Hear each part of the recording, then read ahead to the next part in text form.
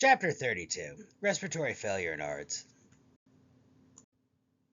Let's start with acute respiratory failure. Acute respiratory failure occurs when oxygenation, ventilation, or both are inadequate to meet the body's needs. Our goal is to maintain that PaO2 above 75. Keep in mind above 60 with chronic COPD, as those patients are chronically hypoxic. And also to ensure that they have adequate CO2 removal. Use a pulse ox for any new onset signs or symptoms for a rapid assessment, and that can clue us in if we need to assess much deeper. Here from figure 67-1 from the text, we just have a diagram showing that normal gas exchange in the alveoli within the lungs. Acute respiratory failure is not a disease, but a symptom that reflects lung function. It results from one or more disorders involving the lungs or other body systems. Maybe even related to dysfunction within the cardiac system, central nervous system, neuromuscular, or chest wall alterations. Here from figure 67-2, we just have that breakdown between hypoxia and hypercapnia. Hypoxemic respiratory failure is an oxygen failure. The body's not getting the oxygen it needs through the normal gas exchange. In the case of hypercapnic respiratory failure, we have ventilatory failure, with PaCO2 levels greater than 50 millimeters of mercury, with acidemia due to that trapped carbon dioxide becoming carbonic acid when dissolved in the blood. This patient may require intubation and positive pressure ventilation to force gas exchange. Patients can have both types of respiratory failure at the same time. And these changes in PaO2 and PaCO2 may develop after several minutes, a few hours, or a day or two. Chronic respiratory failure develops more slowly over days to weeks and is generally more stable with the compensatory changes. Diseases and conditions causing that ventilation perfusion mismatch include COPD, pneumonia, asthma, or it could even be a result of pain, atelectasis, or a pulmonary embolism. Here from the textbook, we just have a diagram showing that range of perfusion mismatches. In A, we have that absolute shunt where no ventilation is occurring because of fluid filling the alveoli. In B, we have that mismatch with ventilation partially compromised by secretions within the airway. And then in C, we have that normal lung unit. In D, we have a mismatch with perfusion partially compromised by an embolism. And in E, we've got dead space, as in no perfusion because there is an obstruction within that pulmonary capillary. In the case of a diffusion limitation, gas exchange across the alveolar capillary membrane is compromised by a process that destroys the alveolar membrane or affects blood flow through the pulmonary capillaries. Here from figure 67-5 from the text, we show a diffusion limitation, where the gas exchange of CO2 and O2 cannot occur because of that thickened alveolar capillary membrane. These diffusion limitations can occur from things like pulmonary fibrosis, interstitial lung disease, pulmonary edema, ARDS, or hypoxemia present during exercise. In the case of hypoxemic respiratory failure, that alveolar hypotension results from decreased ventilation leading to increased PaCO2. And this is mainly a mechanism of hypercapnic respiratory failure, but does contribute to hypoxemia. It could also be present with central nervous system conditions, chest wall dysfunction, acute asthma, or restrictive lung diseases. The consequences of hypoxemia, if severe, the cells shift from aerobic to anaerobic metabolism. This results in an increasing lactic acid, resulting in metabolic acidosis. Hypercapnic respiratory from CNS problems result from the drive to breathe. Could be from drug overdoses such as opioids, brainstem infarctions or traumatic brain injuries, and spinal cord injuries. In the case of neuromuscular conditions, the respiratory muscle weakness or paralysis results in a retained CO2. This is present in conditions like Guillain-Barré syndrome, multiple sclerosis, exposure to toxins, and muscle wasting. In the case of hypercapnic respiratory failure and chest wall abnormalities, these prevent normal movement of the chest wall or diaphragm and limit lung expansion, things such as kyphoscoliosis or severe obesity. Conditions of the airway or alveoli, such as asthma, COPD, or cystic fibrosis. These conditions manifest as decreased O2 that affects all body systems. The manifestations may be specific or nonspecific, and the first sign of respiratory failure is a change in mental status. Early signs would include the heart and lungs trying to compensate, with tachycardia, tachypnea, and mild hypertension. The late signs would develop to cyanosis, and with a priority to immediately assess their ability to breathe and provide assistive measures, such as intubation or a bag valve mask. When assessing this patient, we want to observe them lie down, sit upright, and the tripod position in extreme cases of them struggling to breathe. We want to observe their work of their breathing, how much effort they're expending to breathe. Also, describe their breathing. Is it rapid, shallow? Do they have a slow or high respiratory rate? We also want to carefully oscillate the breath sounds for things like fine crackles from pulmonary edema, coarse crackles from fluid within the airways, the absent or diminished atelectasis, pneumonia, hypoventilation. Are we getting equal breath sounds through all the lung fields? Any bronchial consolidation or a pleural friction rub? For diagnosis, chest x-rays and ABGs would be the normal priority. Other methods could be a CBC, a 12-lead ECG, blood and sputum cultures, a CT scan, or end-tidal CO2. These patients may also be placed on supplemental oxygen. Make sure it is well tolerated by the patient. They maintain a PaO2 of 55 to 60. We don't just want to blast them with high oxygen. And keep in mind, the patient may not tolerate the face mask. They may need some help, some coaching to get used to it, or they may need to explore other options. For respiratory therapy, that high FiO2 for prolonged periods can lead to adverse effects. Sometimes we may need to cut that down. We don't just want to blast that patient with pure oxygen, especially in the case of our patients with COPD. This is also going to be indicated for chronic hypercapnia, for example, within COPD patients, where the high CO2 levels do not act as a respiratory stimulant and provide O2 at low flow. For many of us, it is the stimulus to breathe doesn't come from our lack of oxygen. It comes from that buildup of carbon dioxide. When your body has baroreceptors and feels that carbon dioxide level begin to raise, it gets that stimulus to breathe. Especially for COPD patients, they may have lost that stimulus, so they're falling back on their hypoxic drive where they're breathing from their stimulus of lack of oxygen. And when you blast them with high O2, they are getting all the oxygen they need, but they don't have that stimulus to breathe from the high carbon dioxide, so the CO2 may be building up within their blood. Other things to observe may be huff coughing, and this is a series of coughs performed while saying huff. It's an elective and helps to clear the central airways. Also, staged coughing, where the patient sits leaning forward to take 3 to 4 deep breaths through the mouth, then cough while leaning forward and pressing a pillow against the diaphragm. They may have an order to humidify the oxygen. In this case, it'll bring in moisture to help thin the secretions. Also, making sure the patient is well hydrated to, again, keep those secretions as thin as possible. Here from figure 67-7, we have a non-invasive BiPAP ventilation.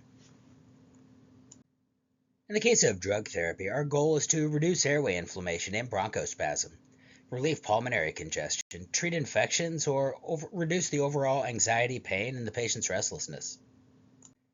These drugs could take many forms, everything from corticosteroids, bronchodilators, diuretics, morphine, or nitro.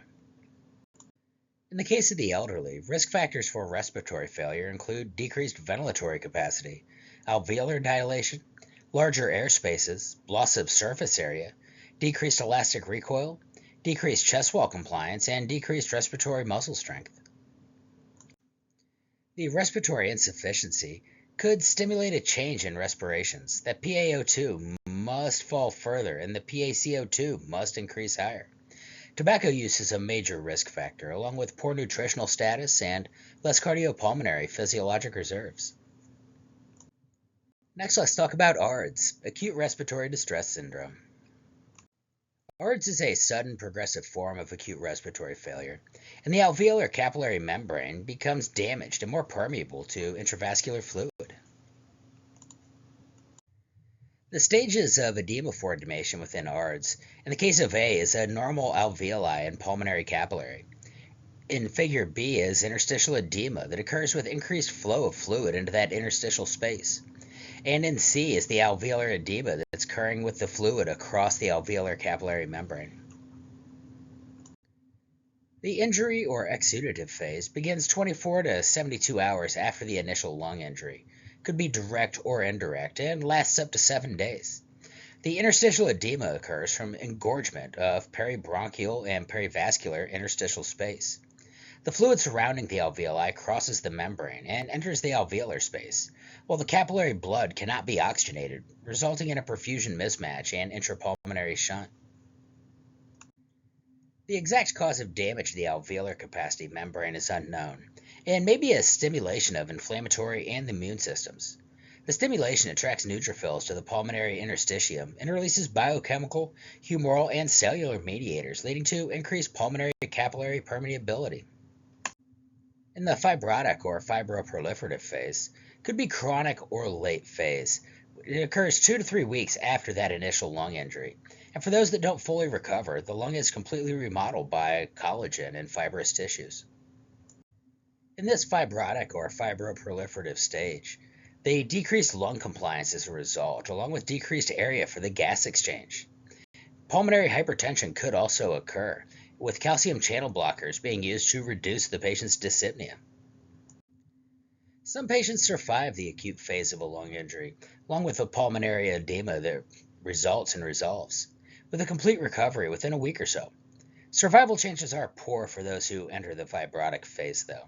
And the factors determining recovery versus progression include the nature of the injury, other comorbidities, complications, and the patient's genetic predisposition. After the initial presentation in 24 to 72 hours, mild dyspnea, tachypnea, cough, or restlessness may result. Chest auscultations may be normal or may reveal fine scattered crackles. As ARDS progresses, the symptoms worsen with increasing fluid in the lung tissue and increasing secretions in the airways. This increased work of breathing leads to respiratory distress.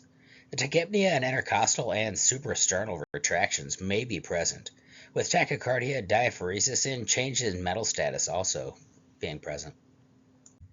In figure 67-10 from our textbook, we have a chest x-ray of a patient with acute respiratory distress syndrome. The x-ray shows new bilateral, diffuse, homogeneous pulmonary infiltrates without cardiac failure, fluid overload, chest infection, or chronic lung disease. For the complication of ARDS, the main cause of death, MODS, may also occur, which is multiple organ dysfunction syndrome. And this is accompanied by sepsis, vital organs, the affected including the lungs, kidney, liver, or heart. Infections could also be there from catheter related to catheters placed. Also respiratory, O2 toxicity, barotrauma, pulmonary embolism, pulmonary fibrosis, or ventilator-assisted pneumonia. The patient could also have GI issues, such as hypermetabolic states, paralytic ileus, or renal problems from the acute kidney injury. Other complications of ARDS includes cardiac issues, such as decreased cardiac output and dysrhythmias, hematologic problems such as anemia or disseminated intravascular coagulation, endotracheal tubes such as laryngeal ulceration, tracheal malacia, stenosis, and ulceration, or central nervous system problems such as PTSD and sleep deprivation. In the case of abnormal lung function, most patients recover within 6 months and are normal or near normal lung function. Abnormal lung function can persist for years afterwards. And always remember, assessing for those retractions in labored breathing, it can indicate an impending emergency. Ventilator-associated pneumonia is another major risk, working from the impaired host defenses as well as just breathing that contaminated air. Have you ever seen a ventilator, the tubing? That warm, moist environment within those tubes is the perfect breeding ground for pathogens that the machine is now pumping in and out of the patient. Another danger would be barotrauma. This is the rupture of overdistended alveoli during mechanical ventilation. Always be watching for things like tracheal deviation that indicates a pneumothorax that we talked about in a previous respiratory module. And correction pneumothorax, their patient's going to need a chest tube to remove all that excess air. The patient could also develop stress ulcers. These are high risk related to diversion of blood from the GI tract to the respiratory system to meet O2 demand. Management strategies include the correction of predisposing conditions, prophylactic anti-ulcer drugs, early initiation of enteral nutrition, and the use of antacids to keep that pH above 5 and help prevent ulcers. Survivors of ARDS may have anxiety, memory and retention issues, an inability to focus, nightmares, depression, and PTSD. In the case of respiratory therapy, we're going to have permissive hypercapnia. This is low tidal volumes that leads to a slow increase of PaCO2. The brain and systemic circulation tries to compensate with a gradual increase. And remember, these patients are going to need frequent ABGs to closely watch their status. Prone positioning may also be indicated. In early ARDS, fluid moves freely in the lungs and pools in gravity-dependent regions.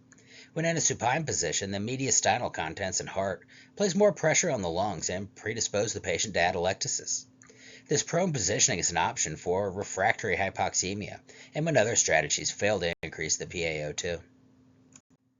Prone positioning is the best practice for early ARDS and could be indicated for up to 16 hours per day. The positioning requires an ICU interventionist, and remember to be very attentive to securing the patient's airway, and once prone, position in a sideline position. In severe cases, ECMO may even be needed. This is extracorporeal membrane oxygenation. In this case, large blood vessel cannulated and a catheter is inserted. The catheter is connected to a device that allows blood to enter the patient and pass across a gas-exchanging membrane outside of the body to the ECMO unit. To help decrease anxiety and pain, these patients may also require analgesia and sedation. Be given direct IV or continuous IV infusion. And remember, we're going to adjust the inspiratory flow rates and other settings. Consider neuromuscular blocking agents, and always give simultaneous analgesia and sedation while monitoring the patient's level of sedation closely. Finally, for ARDS evaluation, these are going to be independently maintain a patient airways priority 1. Patients should also achieve normal or baseline respiratory system and function.